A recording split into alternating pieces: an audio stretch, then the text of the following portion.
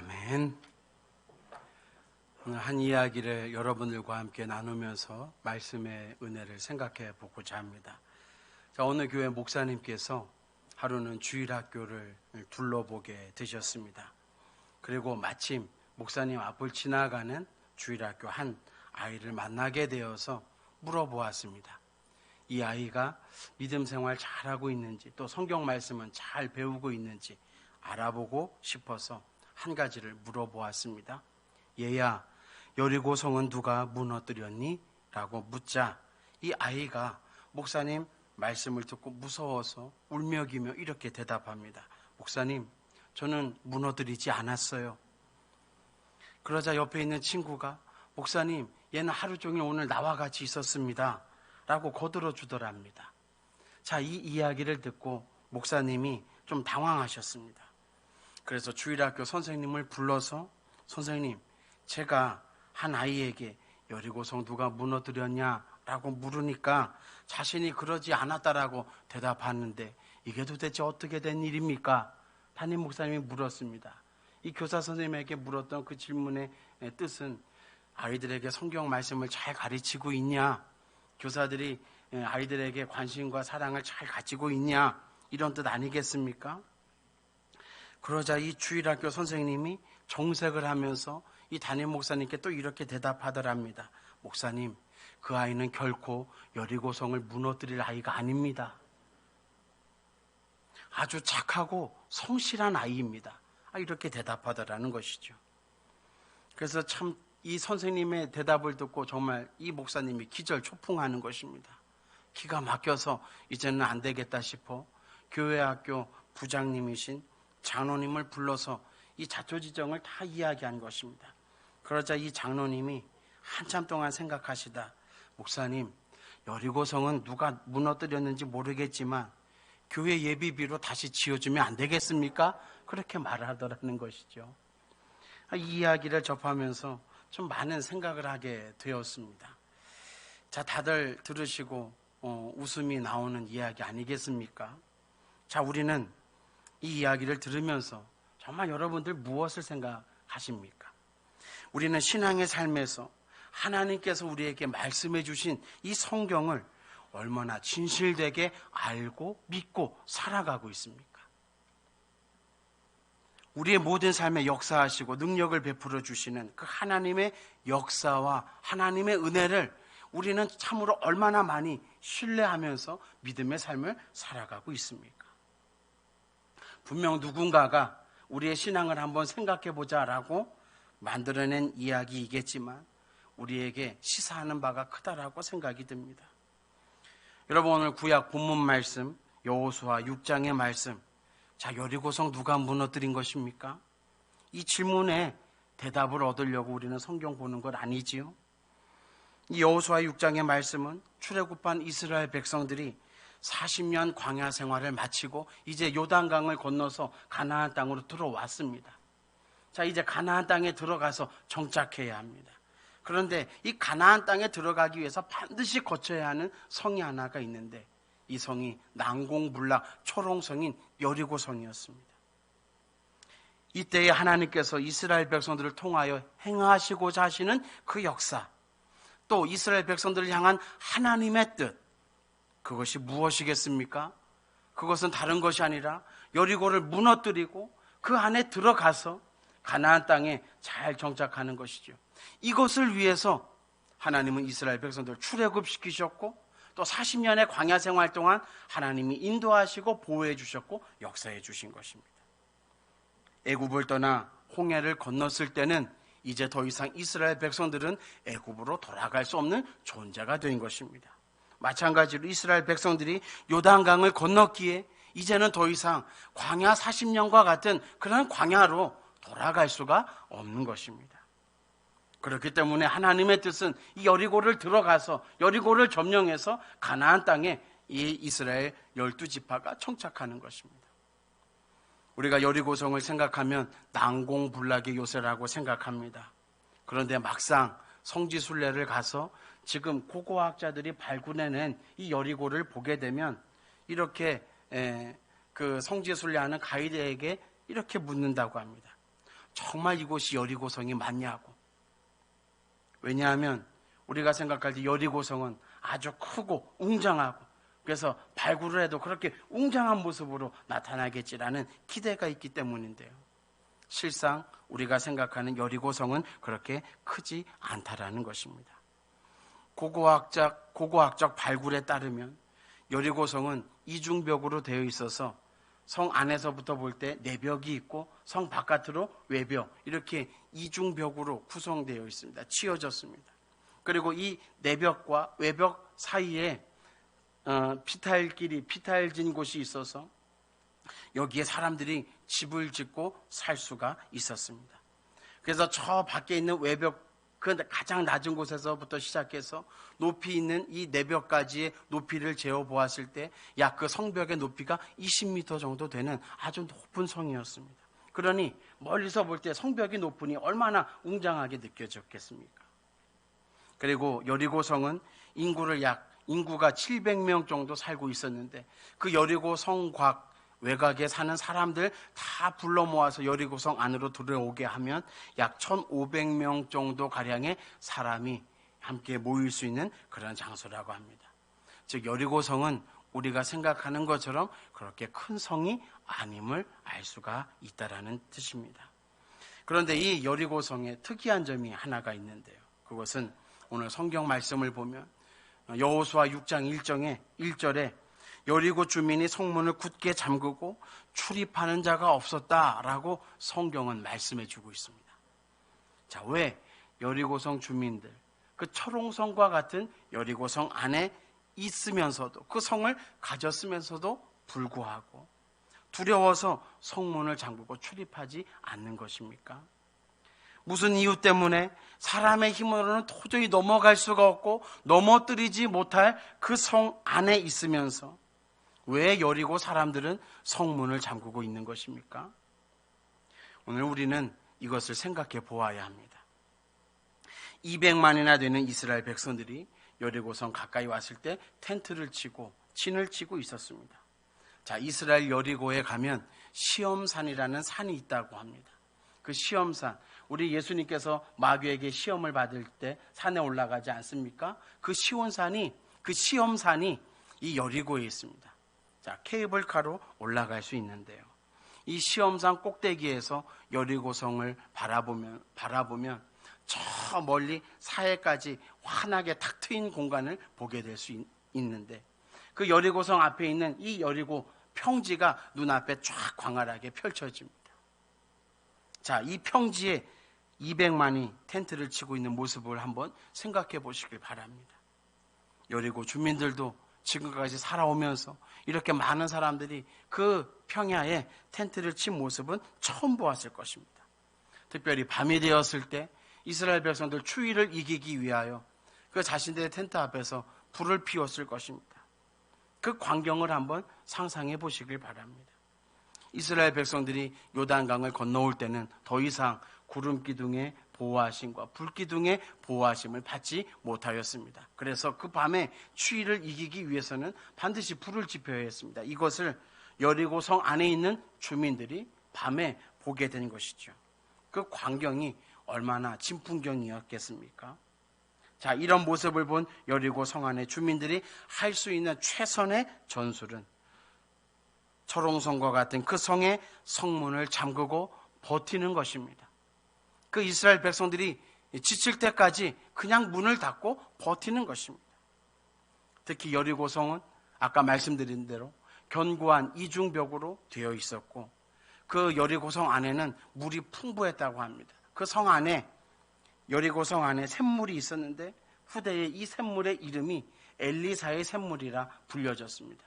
그렇기 때문에 그 마르지 않는 샘이 있어서 이 여리고성 안에 있는 사람들은 목마르지 않는, 물 걱정 안 하고 살 수 있었습니다. 그리고 식량도 풍부하게 가지고 있었습니다. 얼마든지 끝까지 버텨낼 수 있었습니다. 지치는 것은 이스라엘 백성들, 이스라엘 진영이었습니다. 자, 반면에 이스라엘은 어떻습니까? 이스라엘은 반드시 이 여리고로 들어가야 합니다. 여리고를 넘어야 합니다. 여리고성을 정복하게 하시는 하나님의 방법, 이것이 무엇이었습니까? 하나님은 이 이스라엘 백성들, 반드시 이 여리고를 점령하고 들어가야 하는 백성들에게 성을 하루에 한 바퀴씩 돌라고 명령하셨습니다. 그리고 마지막 날 7째 날에는 하루에 7바퀴를 돌아야 한다.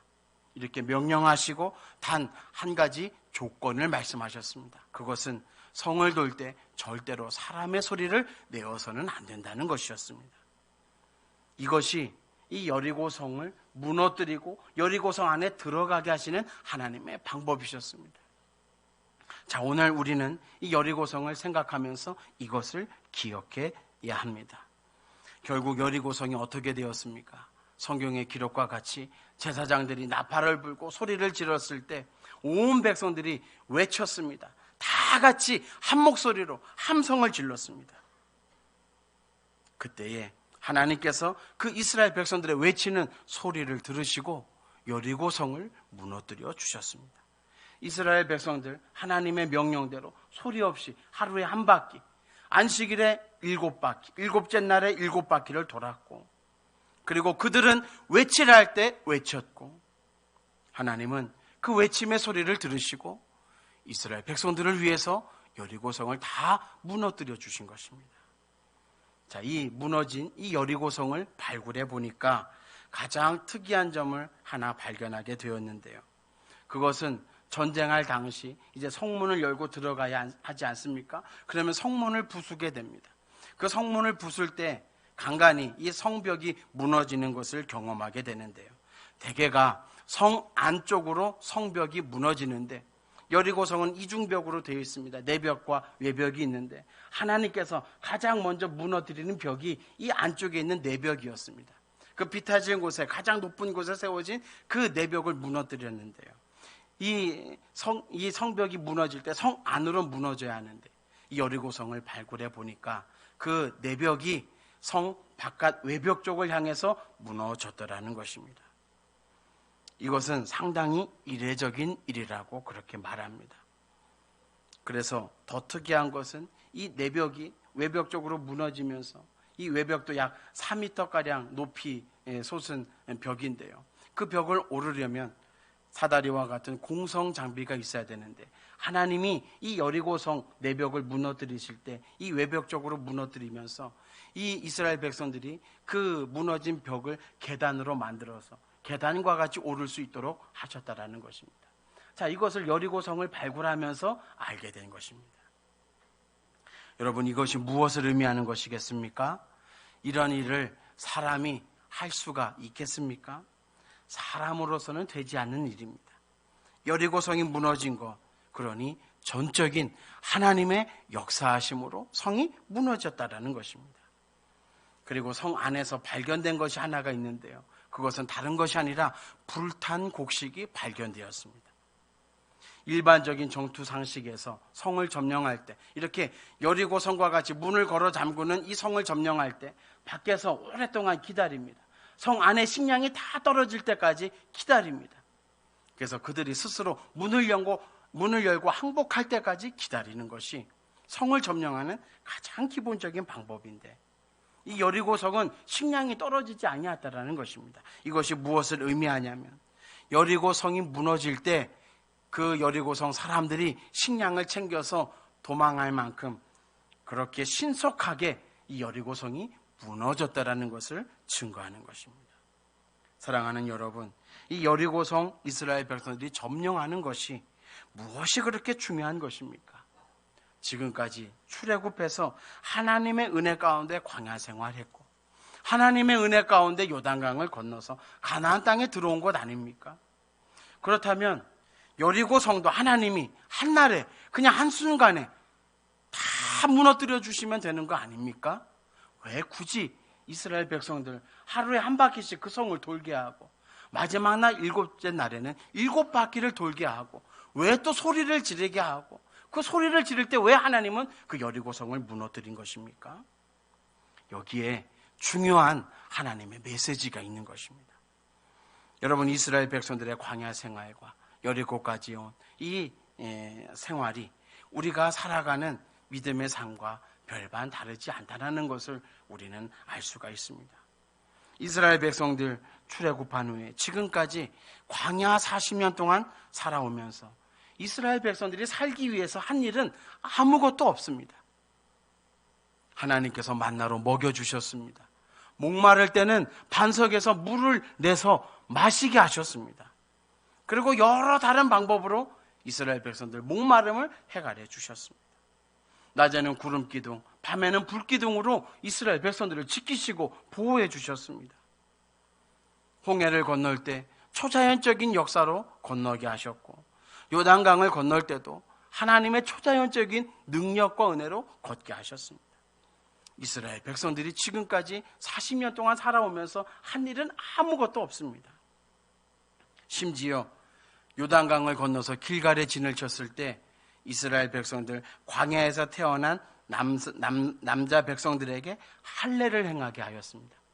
여러분, 1세대들은 광야에서 다 죽었지 않습니까? 그러니 거의 대부분 다 2세대요 광야에서 태어난 사람들입니다. 그런데 이들에게 할례를 행했습니다.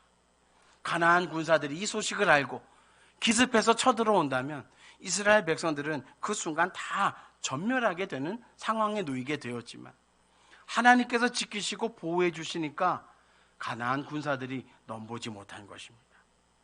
자, 이 모든 것이 다 하나님의 은혜로 살아온 것입니다. 우리도 마찬가지입니다. 우리 인생이 모든 것이 다 하나님의 은혜입니다. 저와 여러분들이 지나온 삶을 되돌아보면 거기에 남는 것이 무엇입니까? 하나님의 은혜밖에 없습니다. 살펴보면 하나님께서 다 먹여주셨고 입혀주셨고 지금까지 도우시고 은혜로 인도해 주셨습니다. 그런데 이 이스라엘 백성들이 가나안 땅에 들어왔을 때는 이제는 다르다는 것입니다. 가나안 땅에 들어가서는 다릅니다. 지금까지 광야는 전적인 하나님의 은혜 가운데 살아왔지만 여리고부터 시작되는 가나안 땅은 전적인 하나님의 은혜, 이거 외에 이스라엘 백성들의 신앙으로, 믿음으로 살아야 한다는 것입니다. 가나안 땅은 이스라엘 백성들의 믿음이 있어야 하지만 죽지 않고 광야처럼 살아갈 수 있는 곳입니다. 그렇기 때문에 하나님께서 이스라엘 백성들에게 가장 크게 요구한 것은 믿음이었다 이겁니다. 이 믿음은 다른 믿음이 아닙니다. 여리고를 무너뜨리고 여리고를 넘어서는 믿음입니다.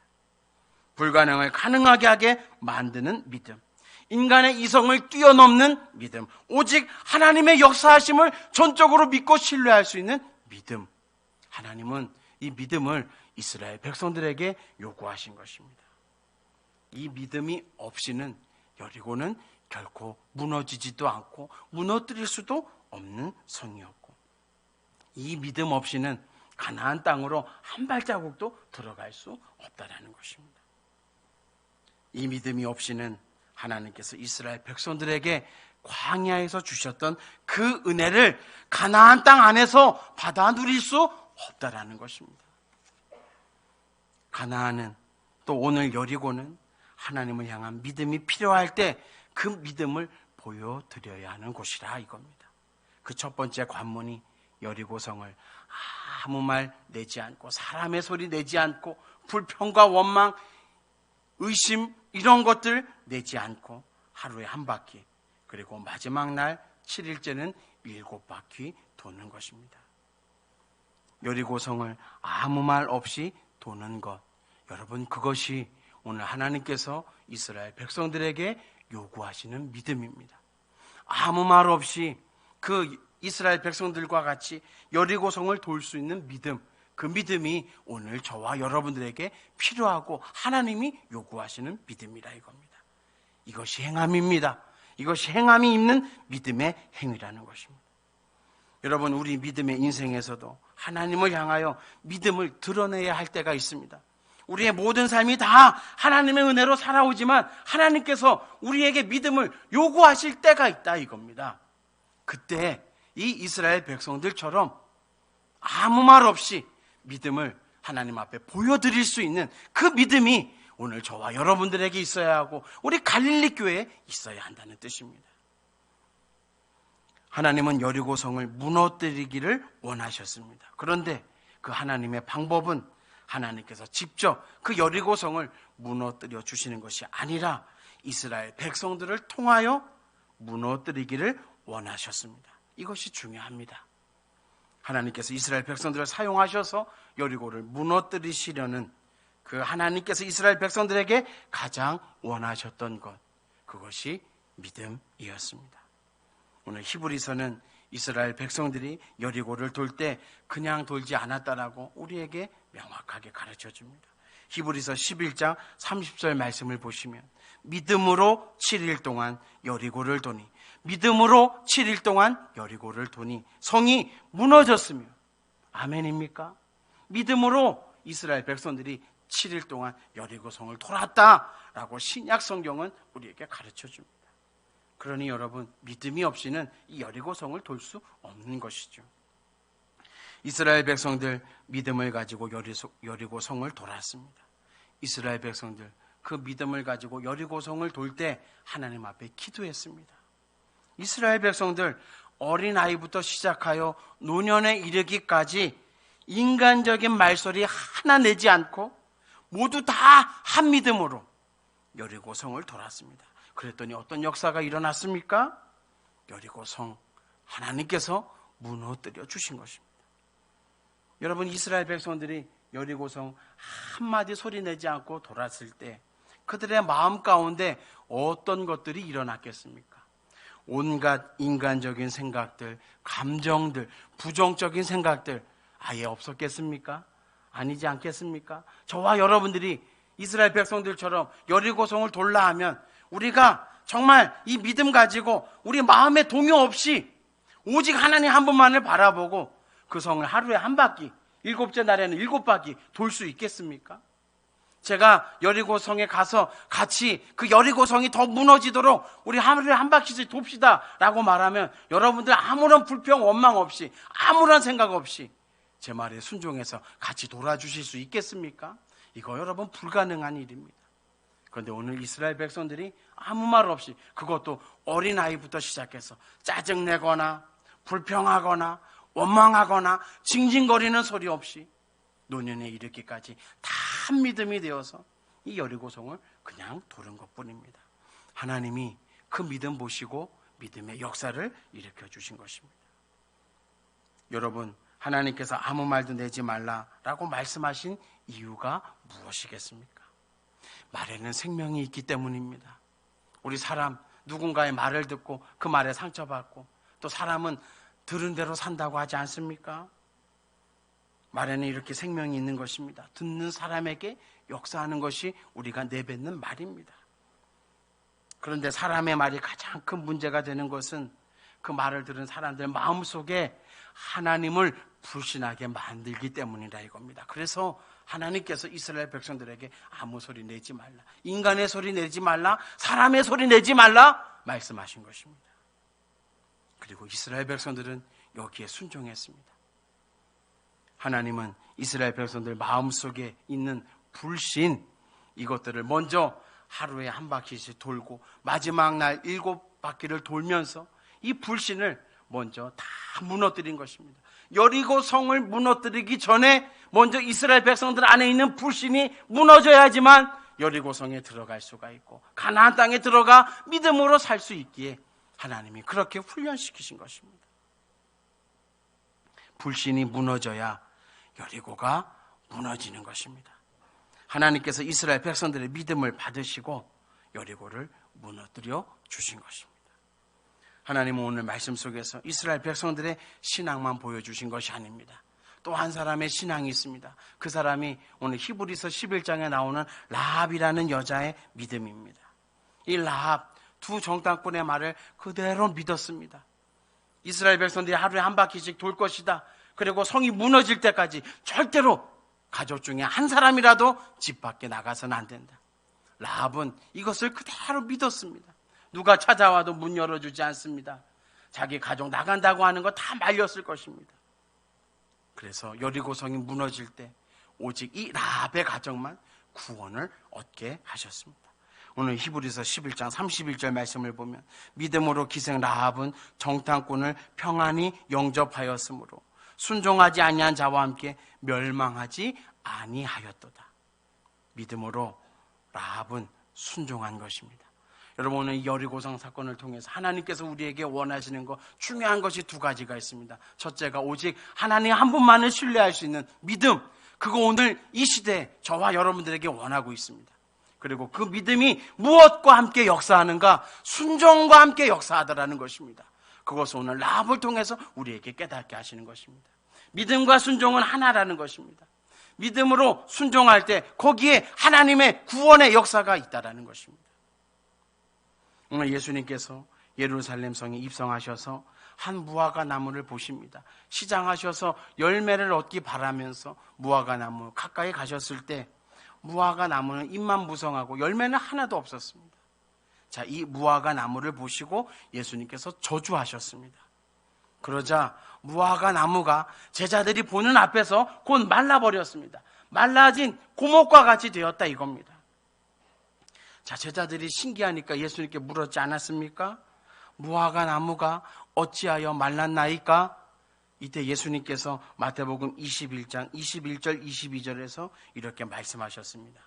내가 진실로 너희에게 이르노니 만일 너희가 믿음이 있고 의심하지 아니하면 이 무화과 나무에게 된 이런 일만 할 뿐 아니라 이 산더러 들려 바다에 던져지라 하여도 될 것이요 너희가 기도할 때 무엇이든지 믿고 구하는 것은 다 받으리라 하시니라. 아멘. 자, 예수님이 여기에서 중요한 것 두 가지 말씀하셨습니다. 첫 번째, 너희가 믿음이 있고, 두 번째 무엇입니까? 의심하지 아니하면. 하나님이 이스라엘 백성들 여리고성 돌게 한 것, 그 의심을 다 무너뜨린 것입니다. 예수님도 똑같이 말씀하셨습니다. 의심하지 아니한다는 것이 무엇이냐면 라합과 같이 순종하는 것을 말합니다. 믿음과 순종은 하나가 되어야 한다는 것이죠. 그러할 때 너희는 산을 들어서 바다로 던져지는 능력을, 하나님의 역사하심을 경험하게 될 것이다. 그리고 기도할 때 무엇이든지 믿고 의심하지 않고 구하면 하나님이 반드시 들어서 역사하신다. 이것이 오늘 구약에 나타난 여리고성이 무너진 사건이요, 신약에서 무화과 나무를 마르게 하신 예수님의 사건입니다. 결국 무화과 나무는 예수님을 향한 믿음이 없는 유대인들을 의미하는 것입니다. 그리고 예수님은 이 무화과 나무 사건을 통해서 무엇보다도 제자들에게 믿음이 있기를 원하셨습니다. 이제 예수님 십자가에 달리시고 승천하시며 제자들 혼자 남게 됩니다. 하나님, 예수님의 부르심을 받고 주님께로부터 받은 그 사명 감당하려면 믿음이 있어야 한다는 것을 예수님 말씀하신 것입니다. 여러분, 설교를 마무리하려고 합니다. 제가 설교 서두에 두 가지 생각해 보자고 하였습니다. 여리고 사람들 왜 성문을 굳게 닫았고 출입을 하지 아니하였는가?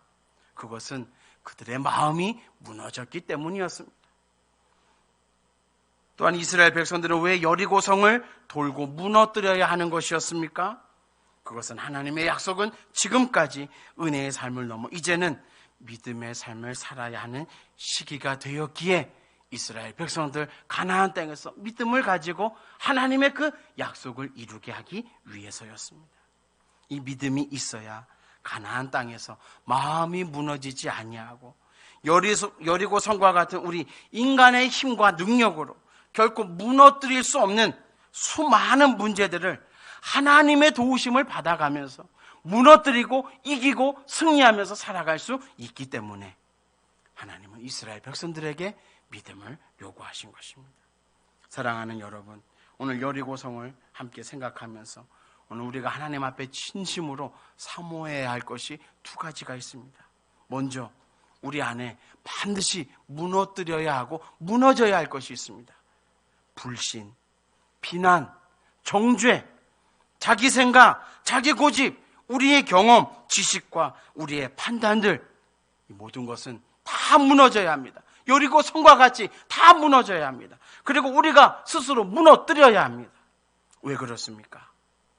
이것이 무너지지 않는 한 여리고성은 결코 무너지지 않기 때문입니다. 이것이 무너지지 않는 한 우리는 하나님의 은혜와 능력을 경험할 수가 없기 때문입니다.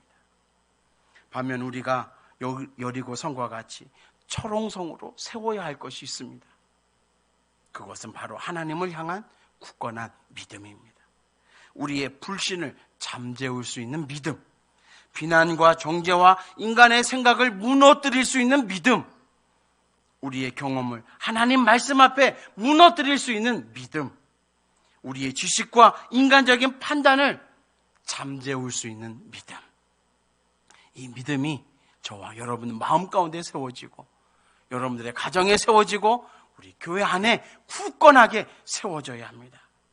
이 믿음이 세워질 때 여리고성이 무너지는 것처럼 하나님께서 우리 교회 안에 놀라운 능력으로 함께 역사하시는 것입니다. 이 믿음을 세워나가는 저와 여러분들이 되시기를 예수님의 이름으로 축원합니다. 기도하겠습니다.